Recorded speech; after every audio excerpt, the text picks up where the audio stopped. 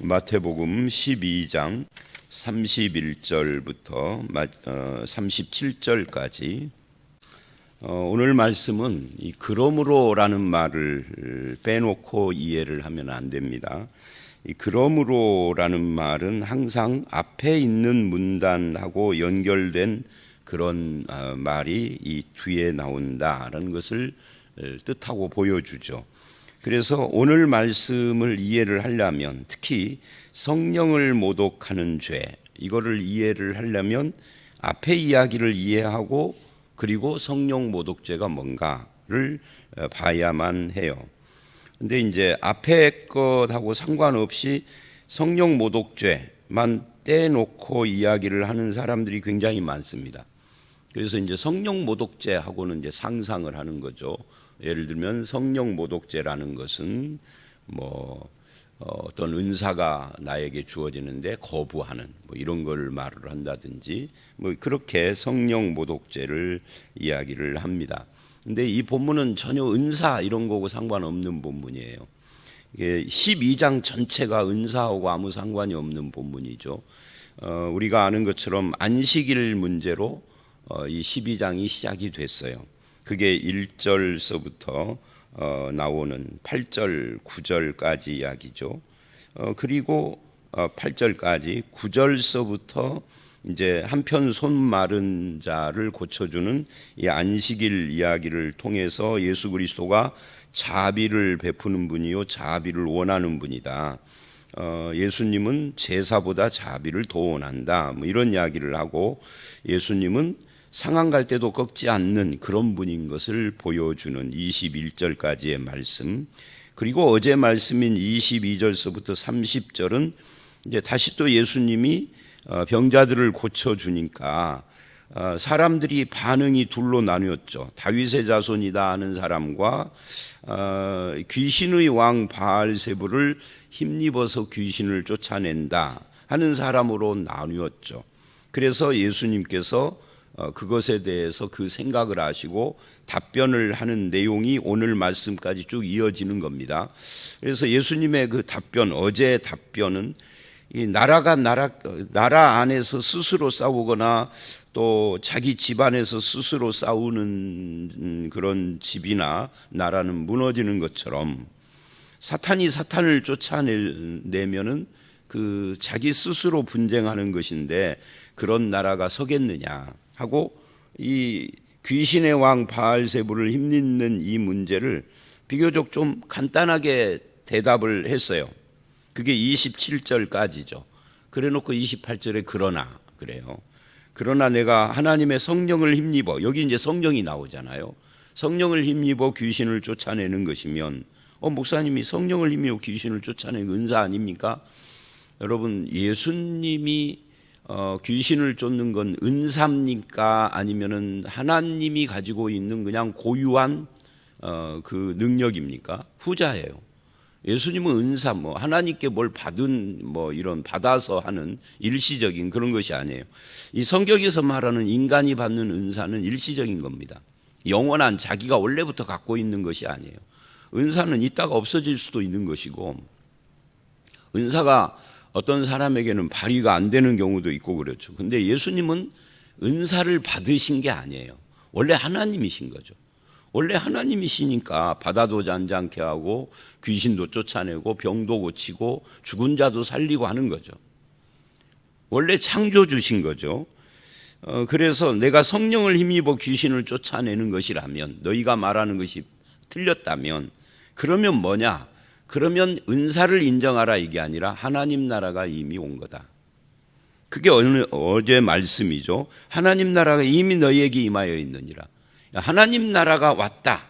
이걸 보여준 것이 예수님이 귀신을 쫓고 병을 고친 사건의 의미이다는 거예요.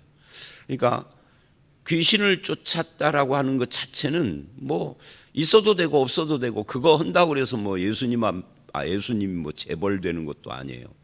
왜 그런 일을 하셨느냐 하면 귀신 쫓고 병 고치는 것 자체가 목적이 아니라 하나님 나라가 왔다 하는 것을 보여주는 그런 어떤 가시적인 그런 증명이고 그런 것을 말하는 겁니다. 그러면서 29절에 그걸 비유로 말을 했죠. 강한 자를 결박하지 않고 어떻게 그 강한 자의 집에 세간을 늑탈하겠느냐.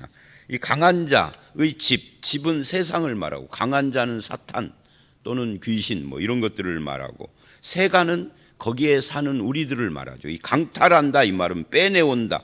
우리식으로 말하면 구원을 말하는 겁니다. 그러려면 먼저 그 강한 자가 지키고 있는 그 집에 들어가서 강한 자를 결박해야 한다. 사탄을 결박해야 된다 그 말이에요.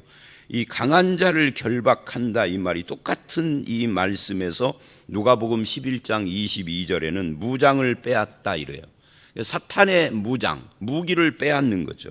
결박의 의미를 말하는 겁니다. 사탄의 무기가 뭐죠?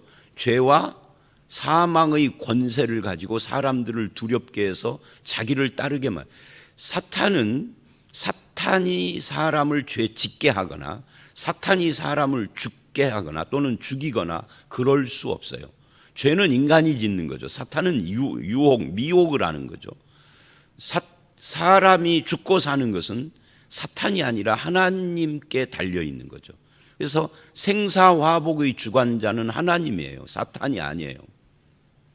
그런데 죄와 사망 권세를 가지고 사람을 미혹하고 또 참소하고 그러는 겁니다. 그런데 그것을 빼앗는 것이 바로 내가 귀신을 쫓아내고 병을 고치는, 이것이 바로 사탄을 결박하고 무기를 빼앗는 것을 말하는 거다. 그리고 그것이 최종적으로 이루어진 것이 십자가 부활인 거죠.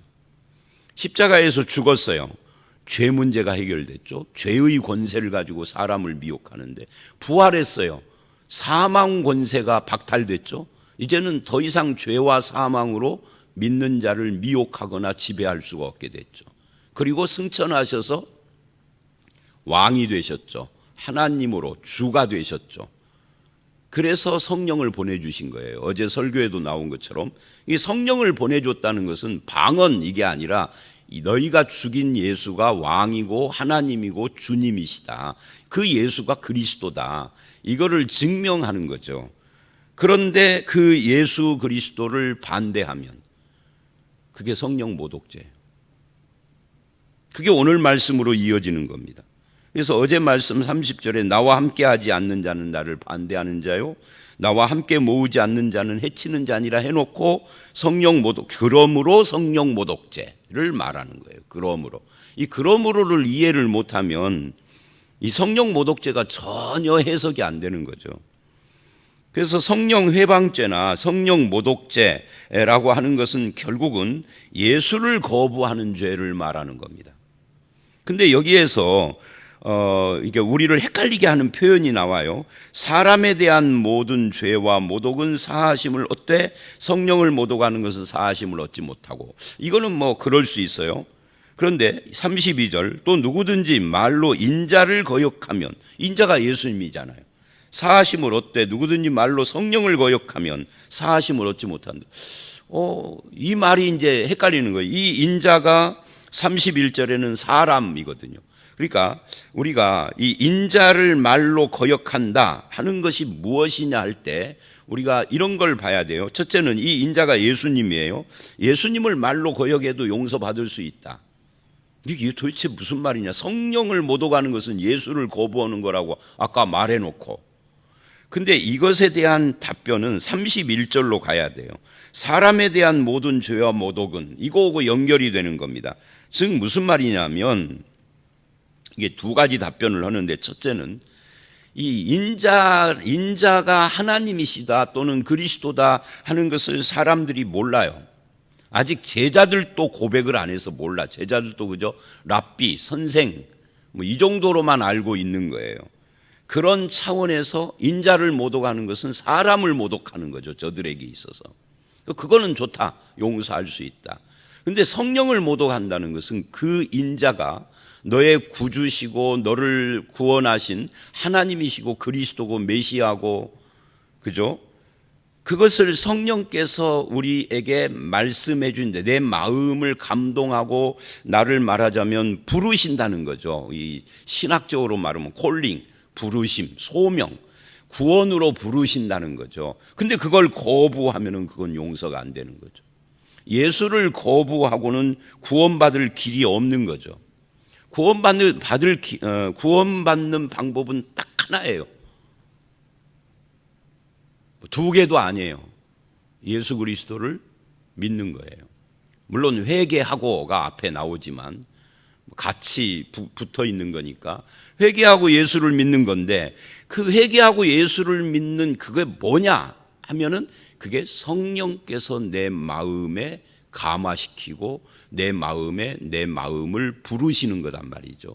그래서 신학교를 가면 희한한 것이 하나가 있어요. 신학 교리를 배우는데 성령론을 따로 안 배워요. 구원론을 배우는데 거기에 성령론이 나와. 왜 그러느냐? 구원하시는 분이 성령님이시니까. 구원의 근거는 예수님이지만 내 마음을 그 구원으로 이끌어가는 분이 성령님이에요. 그래서 구원론과 성령론을 함께 배우는 거예요. 그 이야기를 하는 겁니다, 지금 여기서. 그래서 성령 모독죄는 결국은 예수를 거부하는 겁니다. 예수라는 인간을 모독하는 건 좋다. 그런데 구원자 예수 그리스도를 믿으라고 하는 성령의 초청, 성령의 역사, 이것을 거부하면은 다른 구원의 길이 없다는 거예요. 천하 이름에 다른 이름을 준 기억이 없다는 거죠. 다른 이름으로서는 구원 얻을 수 없다라는 사도행전 4장 12절 사도들이 하는 말이죠. 그런데 이제 이단들은 자꾸만 이만희, 문선명 하면서 다른 이름을 자꾸 말을 하죠. 무슨 장길자, 안상홍 하면서. 그게 이단인 거예요. 그러니까 이단은 무조건 예수 이외에 다른 걸 이야기하면 이단이죠. 물론 예수님을 말하는 이단도 있지만 일단 그게 첫 번째로 걸러내는 거죠. 자, 그래서 우리가 오해하지 말아야 합니다. 자칫 실수로 하나님이 은사 주려고 그러는데 내가 안 받으면은 구원 못 받는다, 이런 식으로 오해하면 안 돼요. 은사는 제가 자주 말하지만 은사는 대부분 믿는 사람들에게 주는 건 사실이지만 성경을 보면은 믿음과 상관없이 구원 못 받은 사람도 은사를 주셔서 일시적으로 쓰셔요. 아합도 예언을 하고 사울도 예언을 하고 발람도 예언을 하고 발람의 나귀도 방언을 하고 다 구원하고는 상관없는 악한 자들인데, 심지어 가론 유다도 둘씩 짝지어 갔을 때 귀신을 쫓아요. 일시적으로 하나님이 주셔서 쓰시는 거예요. 그래서 은사는 구원 여부하고는 관계없는 일종의 도구인 거죠. 도구. 하나님이 쓰시려고 하는. 첫째는 교회를 유익하게 하고, 개인이 아닙니다. 교회를 유익하게 하고, 나아가서는 하나님 나라를 드러내는 도구로 일시적으로 쓰임받게 하는 거예요. 사실 성경에서는 은사보다는 열매를 맺어라 그러죠. 그래서 이제 33절 이하의 열매 이야기가 나오는 겁니다. 자, 그 이야기는 조금 더 이따가 하고요. 그래서 결국은 예수 그리스도를 거부해버리면 성령을 모독한다. 성령이 하는 성령의 역사가 예수를 비추는 것이고, 예수 그리스도를 바라보게 하는 것이고, 예수 그리스도를 영접하게 내 마음을 초청하는 것이고, 그런데 그거를 거부해버리면은 빛을 거부한 거죠. 그러면 안 된다. 이 성령이 증거하는 것이 예수다. 예수가 하나님 나라다. 그래서 이게 어제 말씀인 하나님 나라가 이미 너희에게 임하였다는 28절, 29절하고 연결된 것이 31, 32절입니다. 예수가 하나님이니까 하나님 나라다는 거예요. 그러니까 하나님 나라가 온 것을 뭘로 아느냐? 성령이 역사하심으로 안다. 그런데 그거를 거부하는 것을 성령 모독이라고 말한 거다. 이렇게 이해를 하시면 됩니다. 그런 다음에 이제 33절서부터 마지막 절까지는 문제는 이 사람의 말은 그 사람의 마음을 드러내는 표현이다 하는 거예요. 그래서 나무와 열매의 관계로 그거를 33절에 이야기를 합니다. 나무도 좋고 열매도 좋다 하든지 나무도 좋지 않고 열매도 좋지 않다 하든지 하라. 그 열매로 나무를 아느니라. 열매가 나쁜데, 나타나는 열매가 나쁜데 나무는 좋아 이러면 안 돼요. 그 사람이 원래 좋아. 근데 말을 좀 싸가지 없이 한 거야. 이렇게 말을 하면 안 된다는 거죠. 이거 누구 이야기를 하는 겁니까? 단순한 언어 생활 이야기를 하는 것이 아니라 지금 바리새인들이나 이런 사람들이 예수 그리스도를 모독하는, 성령을 모독하는 거죠. 그런 것에 대한 이야기를 하는 거라고요. 바리새인들이 24절, 그러니까 24절하고 연결된 거예요. 이가라는 말은 예수님이 귀신의 왕 바알세불을 힘입지 않고는 귀신을 쫓아내지 못하느니라 라고 한 그들의 말 또는 그들의 생각, 말이라는 것이 마음의 생각에서 나오는 것을 표현하는 거니까 결국은 저들이 저런 말을, 하나님의 아들 그리스도를 부정하는 말을 하는 것은 그들의 마음이 악하기 때문이다. 그래서 나무도 열매도 이게 연결된 거다. 나무와 열매, 마음과 말. 그래서 사람이 말하는 것이 중요한 거죠. 그 예수님에 대한 적대감으로 귀신의 왕을 힘입는다, 바알세불을 힘입는다, 아니면 예수가 무슨 귀신의 왕이다 하는 정도로 그렇게 악한 말을 하는데 그것이 성령의 역사를 모독하고 거역하는 것이며 그건 결국 그들의 마음속에 악함이 가득해서다. 그게 말로 표현되는 거다. 그래서 34절 독사의 자식들아 그래요. 이 말이 참 재밌어요. 그러니까 말이 참 중요하다. 그럼 말을 어떻게 할 것인가? 말을 이쁘게 해라. 말을 양반답게 해라. 그런 이야기가 아니에요. 왜? 바로 말 이야기를 해놓고 바로 이어서 뭐라면 독사의 자식들아 그래요. 자식들아를 좀 세게 번역하면 이 독사의 새끼들하고 욕하신 거예요. 그러니까 이 말이 중요하다 할 때 그 말을 배워먹은 사람처럼 해라 이런 뜻이 아니다 그 말이에요. 말을 진짜 교양 있게 하는데 예수를 안 믿는 사람들 많잖아요. 말을 진짜 잘하는데 그리고 아주 지적으로 말을 하고 그러는데 그런데 그게 전부 다 사람을 죽이는 말인 사람들도 많아요. 그죠? 그래서 말을 교양 있게 하라는 뜻이 아니에요. 예수님에 대한 고백하고 관계된 것이죠. 그래서 나무와 열매 이야기를 한 거고 결국은 예수 그리스도, 즉 성령이 내 마음에 빛을 비추어서 예수님께로 나를 이끌려고 할 때 그것을 거부하는 자, 그 속에 있는 그 악함, 하나님에 대한 악함이죠. 그것이 입으로 나오는 것이다. 결국은 사람이 어떤 말을 하는가를 잘 보면 그 사람이 어떤 상태인가, 어떤 마음인가, 어떤 존재인가가 드러난다 하는 거예요. 그래서 우리가 말을 잘해야 하는 거죠. 다시 또 오해할까 봐 교양 있게 하라 그 말이 아니라 믿는 자답게 해야 한다 하는 거죠. 그러면서 35절 이래요. 34절 끝에 이는 마음에 가득한 것을 입으로 말함이라. 그러니까 너희가 예수를 거부하고 그게 성령께서 비추는 그 역사고 빛인데 그걸 거부하는 것은 너희 마음에 가득한 악함 때문에 그렇다 하는 거예요.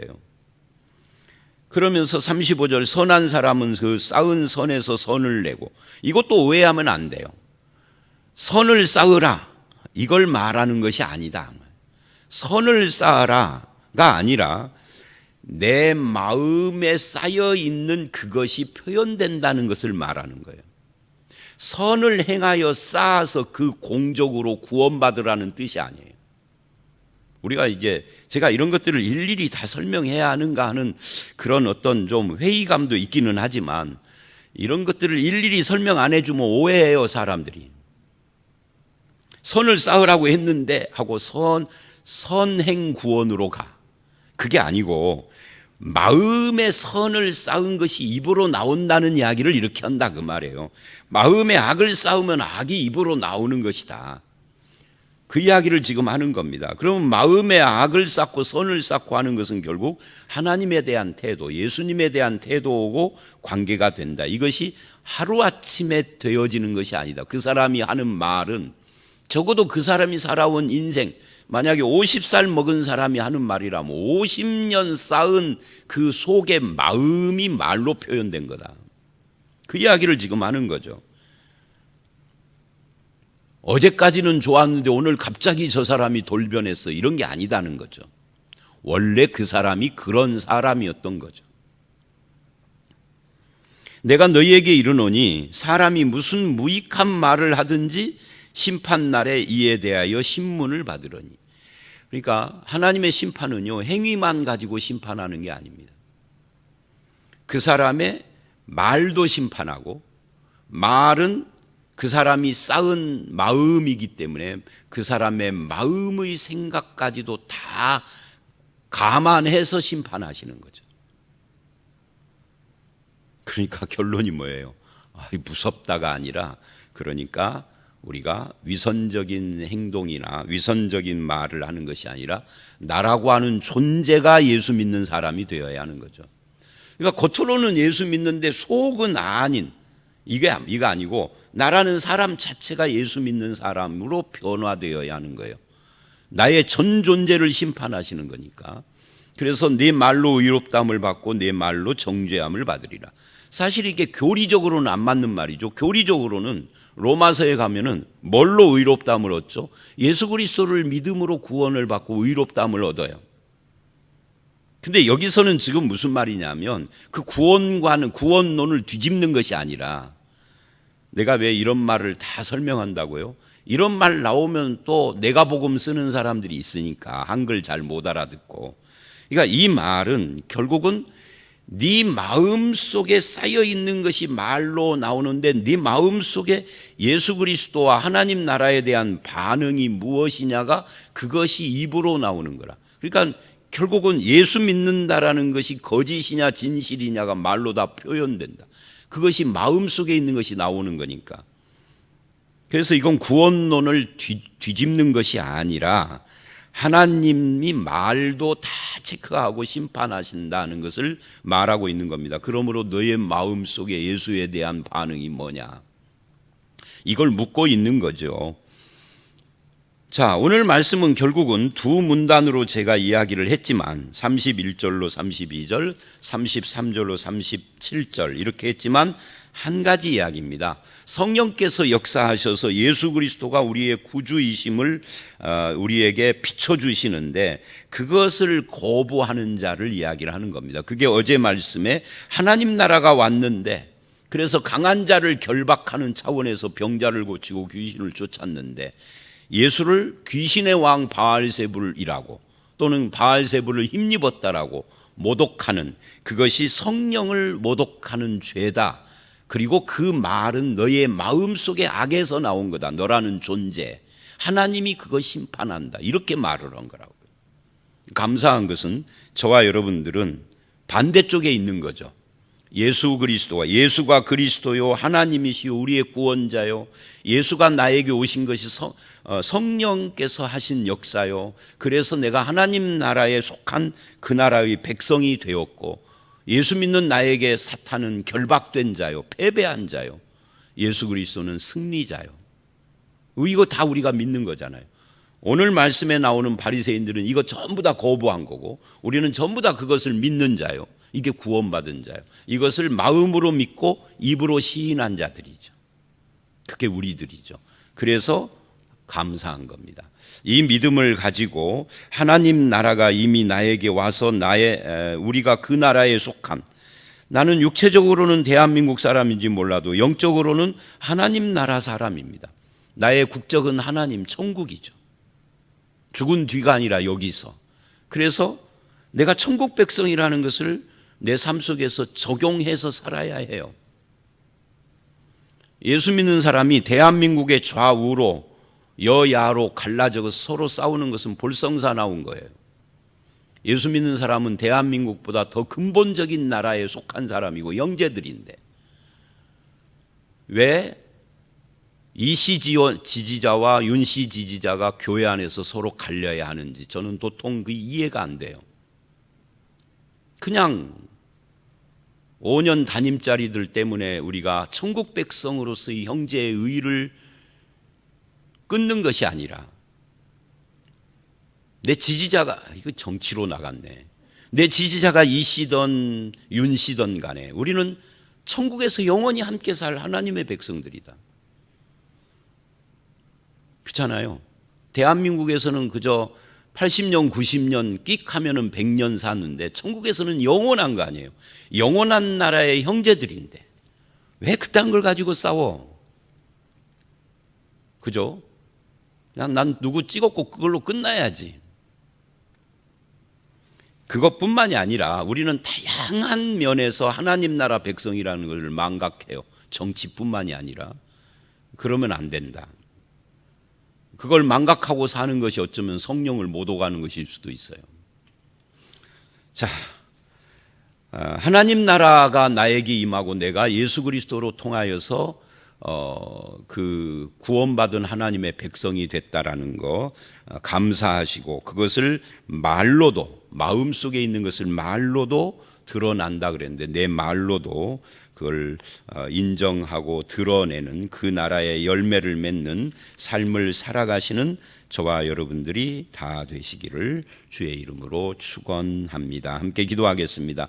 하나님 아버지, 그렇습니다. 성령 모독죄는 결국 예수 그리스도와 예수 그리스도의 나라를 거부하는 죄인데, 주님, 우리가 그 나라의 백성이요 예수 그리스도를 영접하고 구원받은 하나님의 자녀가 된 것을 감사를 드립니다. 이제는 이것이 내 마음속의 믿음이라면 말로도 드러나게 하시고 열매를 맺게 하여 주시옵소서. 나무도 좋고 열매도 좋은 주께서 칭찬하시는 그런 주의 백성으로 우리의 남은 인생 살아가기를 간절히 소원하옵고 예수님 이름으로 기도드려 싸움나이다. 아멘.